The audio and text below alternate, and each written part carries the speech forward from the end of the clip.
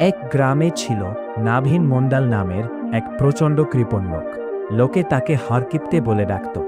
তার কৃপণতা এমন পর্যায়ে ছিল যে রাতে প্রদীপের তেল বাঁচাতে সে অন্ধকারে খাত। তার যুক্তি ছিল, পেটে গেলে তো হলো, দেখে খেয়ে কি লাভ। একবার নাভিন মণ্ডল অসুস্থ হয়ে পড়ল।